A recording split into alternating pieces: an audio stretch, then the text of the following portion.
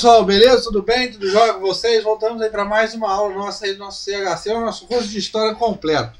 Continuando a parte de História do Brasil, nosso curso de História completo é para concursos vestibulares e também para militar. O e-mail historiacomp1@outlook.com, Facebook, isso sai, o celular para mensagem 3291650267. Então deixar de lenga-lenga, professor, você está correndo? Estou correndo não. Não estou correndo, eu estou aqui sentado passando a aula para você. Ah, mas professor, eu quis falar em outro sentido, que você está correndo, falando muito rápido. Não, me desculpe, mas eu estou só falando essa parte aí do nosso cartazinho aí, como você pode ver esse cartaz bonito aqui atrás aqui também, beleza? Mas a nossa aula é tranquila, é light, é relaxar, desenho, vocês estão tranquilos, vocês estão aí assistindo, tudo bem, beleza? Então, História do Brasil 54, aula pedido. Primeira República, nós estamos falando, Consolidação da República, parte 2. É interessante, pessoal, nós vamos falar um pouco aqui desses dois primeiros presidentes, Deodoro da Fonseca e Floriano Peixoto, né, a chamada República da Espada. É interessante, pessoal, que o Deodoro da Fonseca, ele não tem, assim, vamos dizer, uma ligação com algum parte, né, dos chamados republicanos históricos, né, essa parte ligada aos partidos republicanos, essa ideia republicana. Ele é mais tradicional, por ser essa área aí mais ligada aí ao conservadorismo do militar e tudo mais. E o que acontece?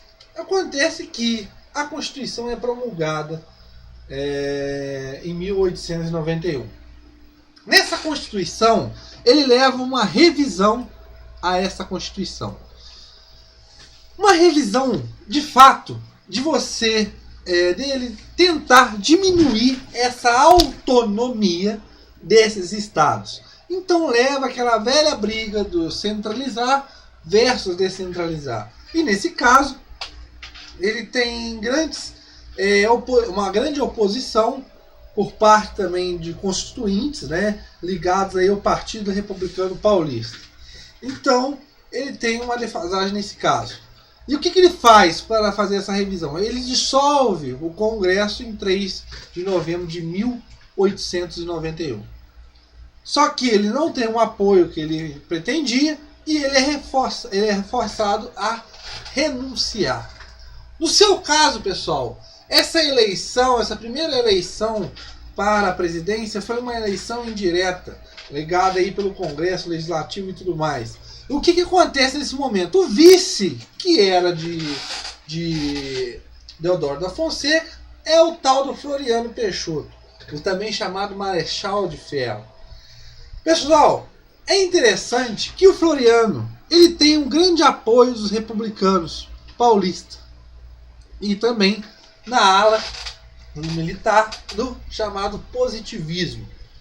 E o que acontece, pessoal? Você tem uma grande parte desses militares que vão apoiar o Floriano Peixoto, formando os tais batalhões patrióticos. Esses batalhões patrióticos seriam responsáveis aí, caso ocorresse uma tentativa de deposição de Floriano, esse pessoal ia lutar a favor de Floriano, beleza? E o que acontece, pessoal?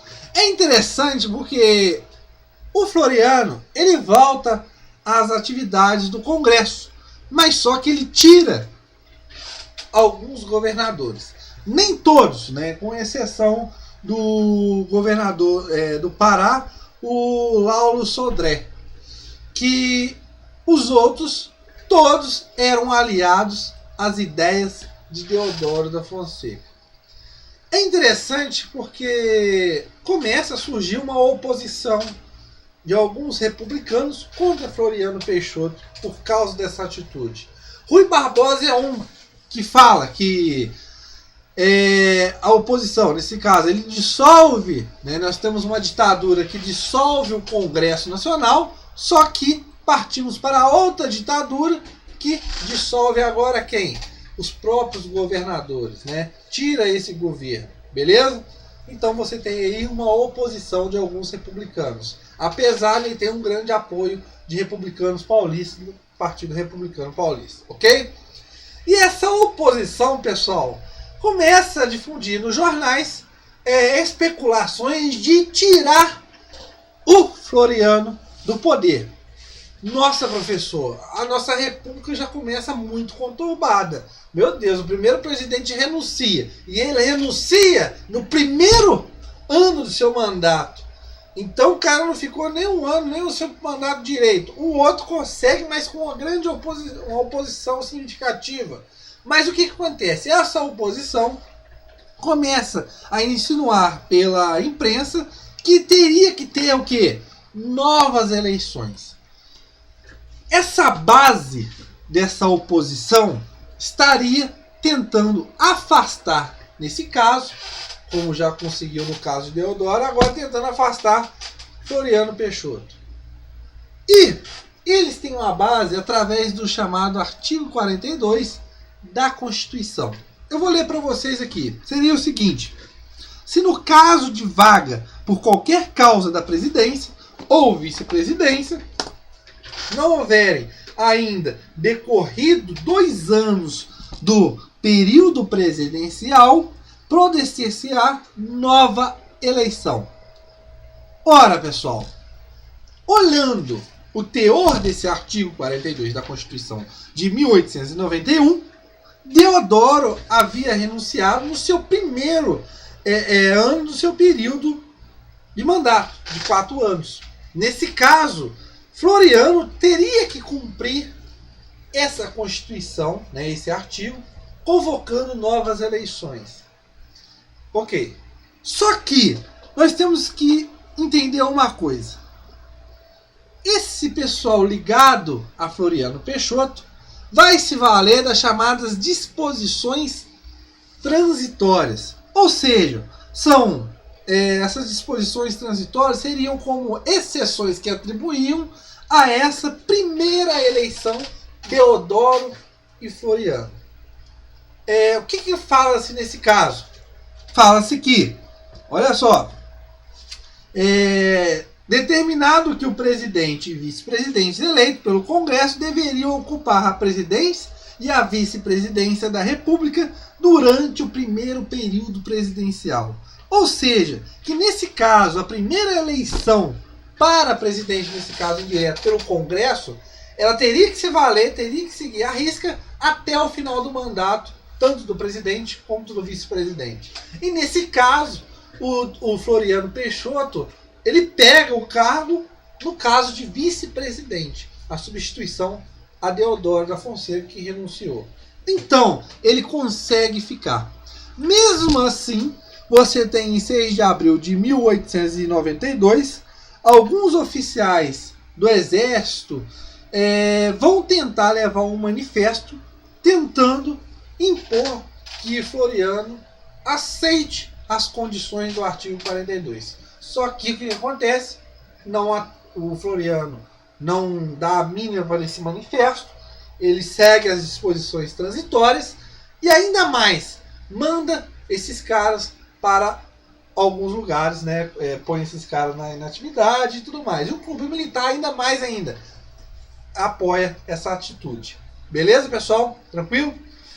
E ainda mais, se houver alguma agitação, esse pessoal seria deportado, mas deportado para dentro do próprio Brasil. Ou seja, esse pessoal iria para regiões que não tinha quase ninguém, né? Regiões de deserto e tudo mais. Deserto, em outras palavras, né, pessoal? Sem o povo e tudo mais, como era a cidade do Rio de Janeiro, aquela coisa e tudo mais.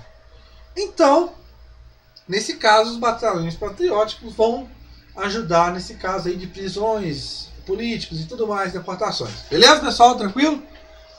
Dentro dessa primeira caminhada da República, pessoal, nós temos, como já falamos, esse medo que teve quando Dom Pedro ainda estava no Brasil. E ainda mais, nós temos 2 revoltas. A chamada Revolta Armada do Rio de Janeiro e a Revolta Federalista do Rio Grande do Sul, que se espalha também para outros estados e forma uma revolução, uma coisa nacional, beleza?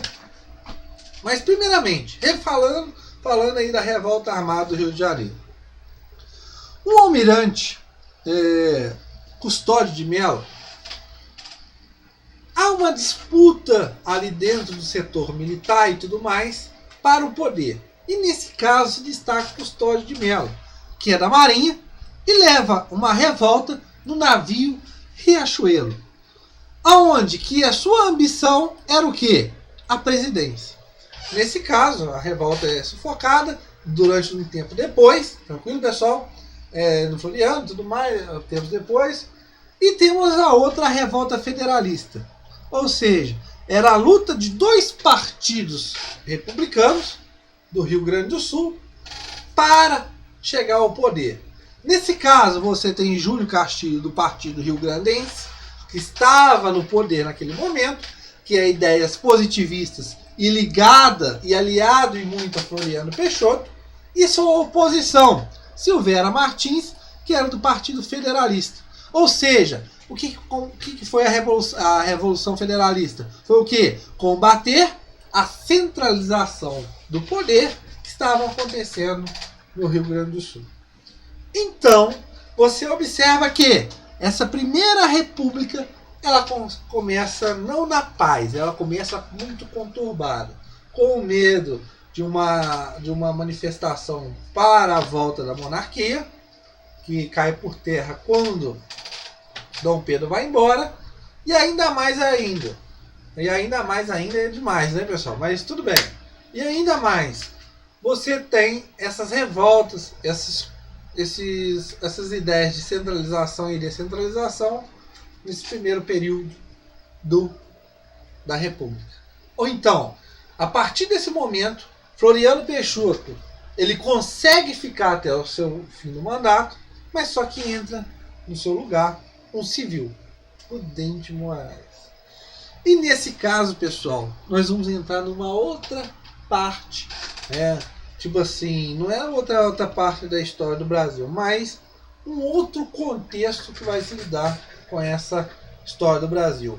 Essa república é instaurada a partir da aliança entre cafeicultores, o chamado Partido Liberal, que é o Partido Republicano Paulista, que tinha o dinheiro, e mais as ideias positivistas de ordem e progresso com os militares.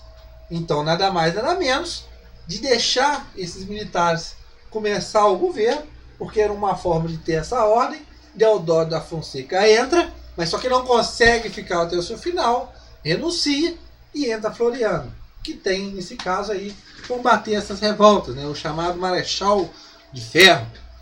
Então, o que acontece? Floriano fica até o final do seu poder e consegue consolidar a República do Brasil. Beleza, pessoal? Tranquilo? Claro que nós temos dentro do exército, como já falamos, opiniões diferentes de monarquistas e republicanos, mas a República consegue se instaurar. Beleza? Na nossa próxima aula, se eu não me engano, nós vamos falar um pouco dessa Constituição, a primeira Constituição da República, a Constituição de 1891. Beleza? Um abraço para vocês.